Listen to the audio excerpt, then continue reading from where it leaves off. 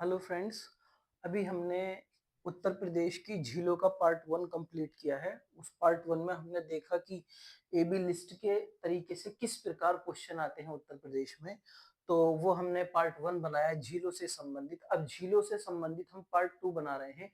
इस part two में हम परीक्षा के दृष्टिकोण से जो महत्वपूर्ण तथ्य है उन सभी तथ्यों पर नजर डालेंगे। और इस तरीके से इस क्लास के साथ हमारा उत्तर प्रदेश की जो झीलें हैं वो सारा टॉपिक जो है बाइंड अप हो जाएगा। आइए हम अपने टॉपिक को शुरू करते हैं। उत्तर प्रदेश की झीलें पार्ट टू। पार्ट वन इससे पहले आ चुका है। नंबर एक, अब हम बात करते हैं फुलहर झील की।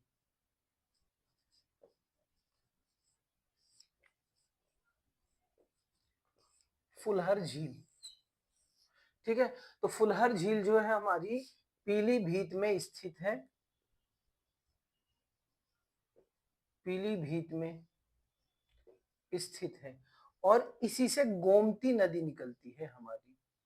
कौन सी निकलती है? गोमती नदी उद्गारित होती है फुलहर झील से। फुलहर झील को गोमत ताल भी कहा जाता है। क्या कहा जाता है इसको? गोमत ताल भी इसको कहा जाता है। तो फुलहर झील जो है हमारी पीलीभीत डिस्ट्रिक्ट में स्थित है। इसको गोमत ताल भी कहा जाता है और गोमती नदी इससे निकलती है और गोमती लखनऊ से निकलती है। गोमती नदी पीलीभीत से लखनऊ से होती हुई लखनऊ में गोमती नदी का रिवर फ्रंट भी बना हुआ है। तो फुलहर झील, ये गोमती नदी जो है हमारी, ये उत्तर प्रदेश के मैदानी भाग से निकलने वाली नदी है। ठीक है। उत्तर प्रदेश में तीन प्रकार की नदियां हैं। नंबर एक हो गई हमारी हिमालय से निकलने वाली नदियां। नंबर दो हो गई मैदानी क्षेत्र से उद्गारित होने वाली नदियां। नंबर तीन हमारी पठारीय नदी हो गई। तो जो मैदानी नदी है तो उस मैदानी नदी में सम्मिलित किया जाता है गोमती नदी को। फुलहर झील हो गया। इसके पश्चात हम करते हैं गोविंद वल्लभ पंत सागर।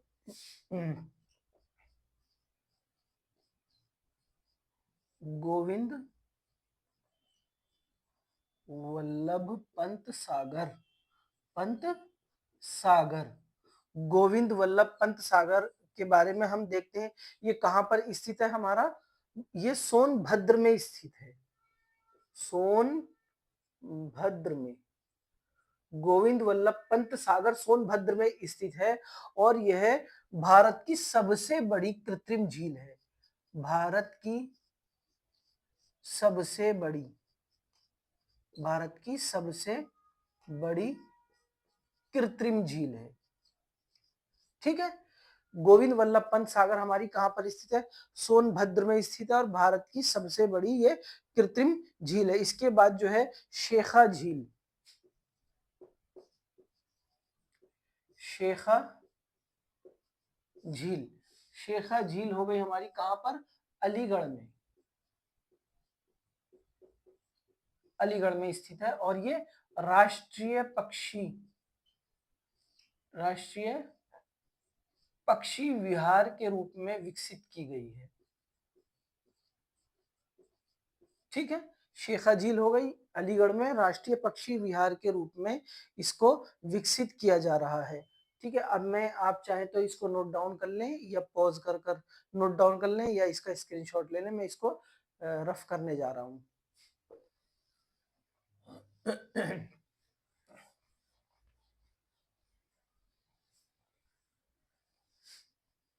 फिर अब अगला आता है हमारा अलुआ झील। अलुआ झील ये कहां पर है हमारी? कौशाम्बी में है। कहां पर स्थित है ये? अलुआ झील जो है हमारी, अलुआ झील, अलुआ झील हमारी कहां पर है? कौशाम्बी में स्थित है। यह प्रवासी पक्षियों के आगमन का स्थान है। प्रवासी पक्षियों के आगमन का स्थान है। तो अलवा झील जो है कौशाम्बी में है और ये प्रवासी पक्षियों के आगमन का स्थान है। इसके बाद बड़ताल झील है शाहजहांपुर में। बड़ताल झील, अगली झील, ये कहां पर है हमारी? शाहजहांपुर डिस्ट्रिक्ट में। और ये एक प्रकार की गौखुर झील है। किस प्रकार की झील है? गौखुर झील है, मालूम कर सकता है कि बड़ताल झील जो है किस प्रकार की झील है, कृत्रिम झील है, गौखुर झील है, किसी अन्य प्रकार की झील है। तो ये बड़ताल झील जो हमारी गौखुर प्रकार की झील है और ये हमारी शाहजहांपुर में स्थित है। अब रामगढ़ ताल गोरखपुर, रामगढ़ ताल कहां पर स्थित है? गोरखपुर में, गोरखपुर में स्थित है। रामगढ़ ताल कहां पर है हमारा? गोरखपुर, ठीक है, गोरखपुर में स्थित है। यह जो महाजनपद काल 6 BC महाजनपद काल में, ठीक है, कोलीय महाजनपद काल में कोलीय राजवंश में बनवाई, ठीक है, कोलीय राजवंश में, ठीक है, रामगढ़ ताल जो है गोरखपुर के 6 BC महाजनपद काल में जो कोलीय राजवंश था उसकी एक राजधानी बनाई गई थी, ठीक है, एक राजधानी बनाई गई थी। राजधानी का नाम था रामगिराम। रामगिराम, देखो रामगिराम राजधानी जो है बाढ़ में बहने के कारण, बाढ़ में बहने के कारण, ठीक है, राप्ती नदी, ठीक है, राप्ती नदी की बाढ़ में बहने के कारण यहाँ पर एक ताल बन गया था या झील बन गई थी, उसको रामगढ़ ताल कहते हैं। फिर एक बार समझो, रामगढ़ ताल गोरखपुर में स्थित है। महाजनपद काल अर्थात 6 BC में कोलीय राजवंश की एक राजधानी थी जहां आज रामगढ़ ताल है उस जगह। तो वो क्या है? रामग्राम नाम था। आज जहां ताल है उस जगह रामग्राम नाम की राजधानी थी कोलीय राजवंश की। और राप्ती नदी में बाढ़ आई, उस बाढ़ ने इस राजधानी को बहा कर ले गई और इसकी जगह एक क्या बन गया हमारा? वो ताल बन गया, एक तालाब बन गया, झील बन गई, उसी को हम रामगढ़ ताल कहते हैं, ठीक है। इसके बाद में इसको रफ कर रहा हूं, चाहे तो आप स्क्रीनशॉट ले लें, पोज कर नोट डाउन कर लें।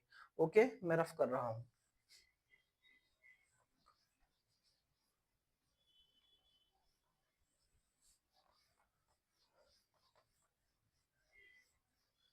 रामगढ़ ताल के बाद अगली आती है हमारी कीथम झील।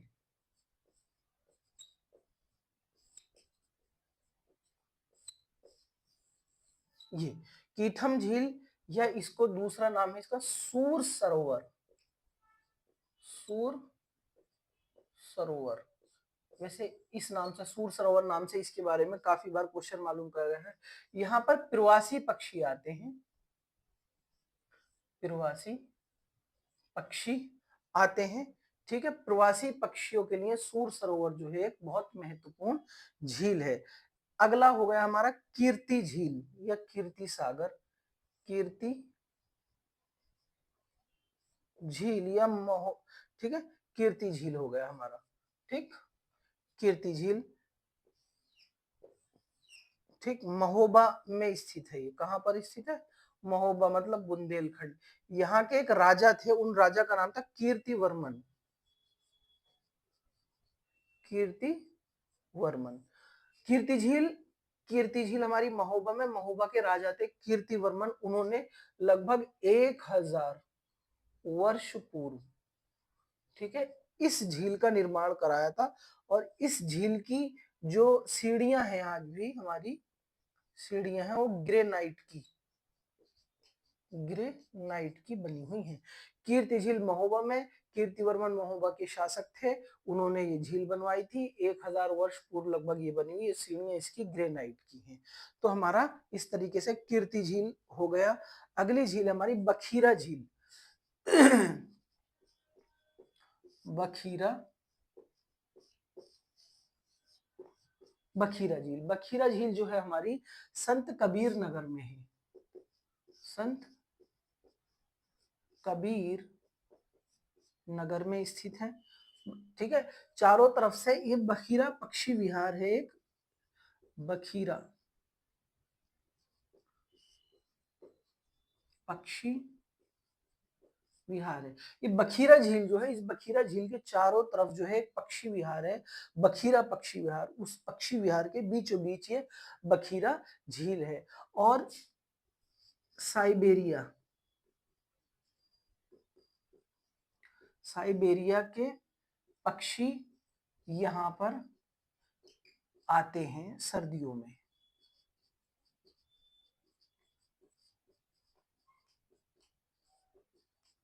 ठीक है, बखीरा झील संत कबीर नगर में है। बखीरा पक्षी विहार इसके चारों ओर फैला हुआ है, उस बखीरा पक्षी विहार के बीच में है। और साइबेरिया से पक्षी यहाँ पर सर्दियों में प्रवास कर कर आते हैं। ठीक है, इसके बाद मैं इसको रफ कर रहा हूँ, चाहे आप नोट कर लें, पॉज कर कर देख लें। रफ कर रहा हूं मैं।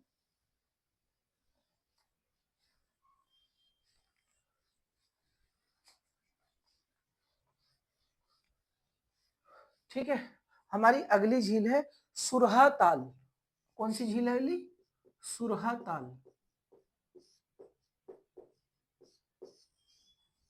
अगली झील कौन सी है हमारी? सुरहा ताल जो है बलिया में स्थित है। कहां पर स्थित है? बलिया में। और ये भी किस प्रकार की? गौखुर झील है, एक प्रकार की गौ, एक प्रकार की ये भी गौखुर झील है। ठीक है, और इसके आसपास क्या है? सुरहा पक्षी, सुरहा ताल पक्षी विहार है। इसके आसपास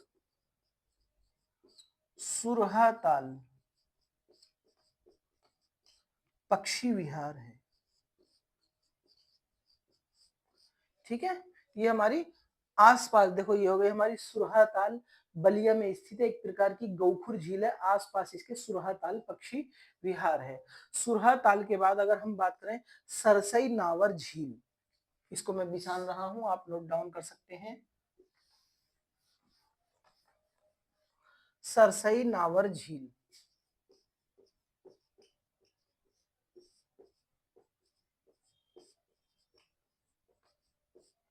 ये हो गई हमारी सरसई नावर झील के अगर बारे में हम बात करें, ये इटावा में है, इटावा।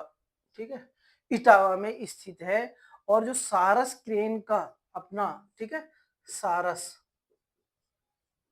या क्रेन का संरक्षण स्थल है, संरक्षण, सारस या क्रेन का हमारा संरक्षण स्थल है। और यह एक रामसर साइट्स है।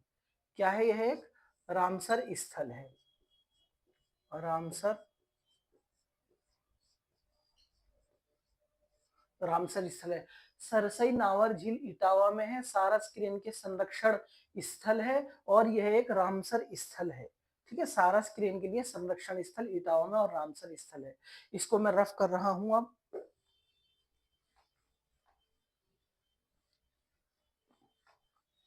ओके, हम नेक्स्ट पर चलते हैं अब। पार्वती अर्गा, पार्वती अर्गा, पार्वती अर्गा। ठीक है, नेक्स्ट जो है हमारा, ये पार्वती अर्गा जो है हमारा गोंडा में है। कहां पर स्थित है ये हमारा? पार्वती अर्गा गोंडा में स्थित है, और यह भी एक रामसर साइट है, रामसर स्थल है। ठीक है, रामसर स्थल है। और अब हम बात करते हैं समान पक्षी विहार, इसको बिसान देता हूं अब मैं। समान पक्षी विहार, समान पक्षी, समान पक्षी विहार की अगर हम बात करें, यह कहां पर है? मैनपुरी में है, मैनपुरी में है। ठीक है, समान पक्षी विहार, और ये भी एक रामसर स्थल है, रामसर स्थल है। ठीक है, रामसर समान पक्षी विहार मैनपुरी में है, रामसर स्थल है। ठीक है, और यह एक प्रकार की गौखुर झील है, ये गौखुर झील है, मैनपुरी रामसर स्थल में गौखुर झील है। ठीक है, अब इसके बाद आता है हमारा समसपुर पक्षी विहार। मैं इसको रफ कर रहा हूं।